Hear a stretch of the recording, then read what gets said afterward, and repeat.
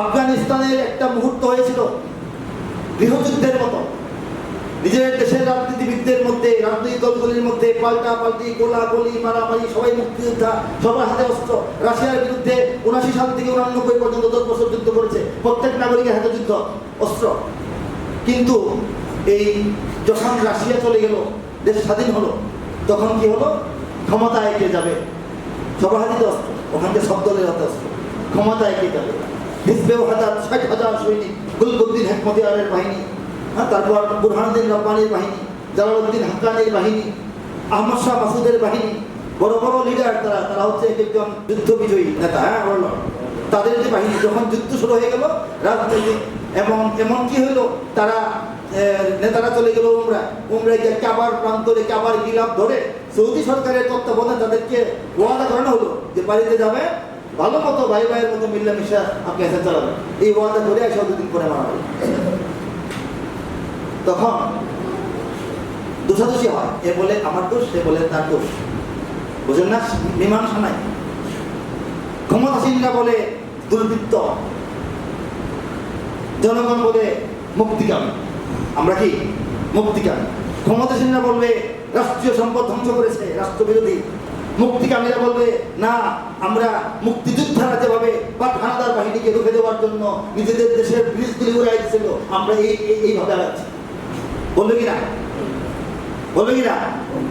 ক্ষমতাসীনরা বলবে যে আমরা এই জনগণের ম্যান্ডেট নিয়ে এসেছি, আমরা আমাদের সমস্ত রাষ্ট্রযন্ত্র ব্যবহার করার সুযোগ রাখি। জনগণ বলবে না, তোমরা ভোট চুরি করেছ, ম্যান্ডেট নিয়ে ক্ষমতায় যাও না। এটা সমাধান আছে? এই অবস্থা যখন আফগানিস্তানে চলতেছিল, তখন ঢাকার মতো রাজধানীর না, কাবুলের না, কান্দাহার, চিটাগাং, রাজশাহীর মতো দূরের এলাকা, কান্দাহারের একটা বাঙ্গা ঘরের মধ্যে কিছু তরুণদেরকে পড়াশোনা করান একজন মৌলানা সাহেব, মোল্লা মোহাম্মদ ওমর। তিনি কেন মৌলানা? সবাই যখন যুদ্ধ করে আসে, তিনি যুদ্ধ করেছেন, চোখে গুলিকে চোখ হারাইছেন।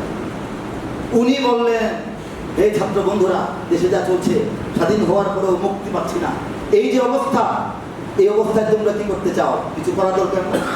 রাষ্ট্রের পক্ষ থেকে নাগরিকের সমস্ত অধিকার প্রতিষ্ঠিত করার জন্য এবং ক্ষয়িষ্ণু রাজনীতির, অপরাজনীতির হাত থেকে নাগরিকদেরকে রক্ষা করার জন্য আমাদের কি দায়িত্ব নাই? এই কথা বলার পর একটা সংগঠন গড়ে ওঠে। সেই সংগঠন একটু একটু নিজেদের হাতে যা আছে তাই নিয়ে যখন বিভিন্ন রকমের অন্যায়, অনাচার, অকারেন্স তারা বাধা দিচ্ছে জায়গায় জায়গায়, সঙ্গে সঙ্গে দ্রুত বারুদের মতো জনপ্রিয়তা তারা অর্জন করে ফেললেন। সমস্ত নাগরিক তাদেরকে গ্রহণ করে ফেললো। তারা হচ্ছে তালেবান। তালেবান অর্থ হচ্ছে ছাত্ররা। অর্থ কি? তালেবান শুনেন নাই? তালেব অর্থ যে নাকি সংগ্রহ করে, অন্বেষণ করে, জ্ঞান অন্বেষণকারী। তালেবুল এলেম, এলেম অন্বেষণকারী। তালেবান ছাত্রগণ, এটা হচ্ছে বহুবচন। তালেবান শুনলে মনে হয় তালেবান অর্থ কোথাও টাকা না, যুদ্ধও না, ছাত্রদের একটা সংগঠন। বাংলাদেশ ছাত্র সংগঠন দেখতেছেন না?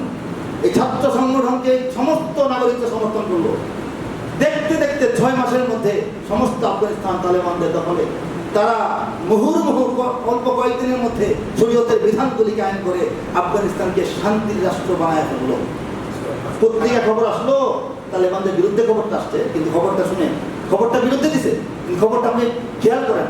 পত্রিকা আসছে, এই পশ্চিমাদের পত্রিকায়, যে আফগানিস্তানে তালেবানদের শাসনে এমনই অবস্থা হয়েছে, মানুষের তো বিনোদন নাই, খেলাধুলা বন্ধ, নাচ গান বন্ধ, টেলিভিশন বন্ধ, ভিসিআর চলে, ভিসিআর বন্ধ, সব বন্ধ। নাগরিকদের আনন্দ করার কোনো কিছু নাই। একটা আনন্দ ছিল, কি একটা আনন্দ তাদের ক্ষমতা আসার পর ছিল, এখন এটাও নাই। এই আনন্দটা কি জানেন? অপরাধীদেরকে ধরিয়া প্রতি জুমার দিন এলাকার বড় মাঠে বা মসজিদের সামনে শাস্তি দেওয়া হতো। হাত কাটা হতো, কাল্লা কাটা হতো, খুনি। এটা দেখার জন্য মানুষ ভিড় করতো। যাই হোক, খেলাধুলা দেখাতে জায়গা নেই, স্টেডিয়ামে খেলা হয় না, অন্তত শুক্রবারে একটা তামদা দেখার ব্যবস্থা হয়েছে। এটা ক্ষমতায় যাওয়ার 6 মাস, এরপরে এটাও নাই, কারণ আর অপরাধী নেই। এই ঘটনা অপরাধী নাই, কয়েকটা ঘটনার পরে ঘটনা। এরপর আফগানিস্তানের উপর গোটা পশ্চিমা বিশ্বের রুশ একটা ছুতো ধরে তারা আফগানিস্তানকে তছনছ করে দিয়ে ক্ষমতা থেকে সরাই দিল।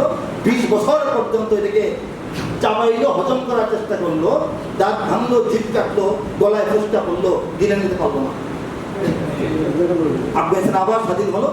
মুক্তিকামী মুক্তিযোদ্ধা তালেবানরা আবার ক্ষমতায় আসলো, তাদেরকে সারা দুনিয়া সমর্থন দিক বা না দিক, সারা দুনিয়া বলতে কারা, যারা দুনিয়া ধ্বংস করতেছে, যারা ফিলিস্তিন হত্যা করতেছে, যারা সারা দুনিয়া তামা বানায় ফেলছে, তারাই তো সারা দুনিয়া। তাদের গণতান্ত্রিক সংঘ, তারা প্রেসিডেন্টকে পছন্দ করুক না করুক, সেখানে এখন যে অবস্থা বিরাজমান, খবর নিয়ে দেখেন নাগরিকরা সমস্ত অধিকার পাচ্ছে।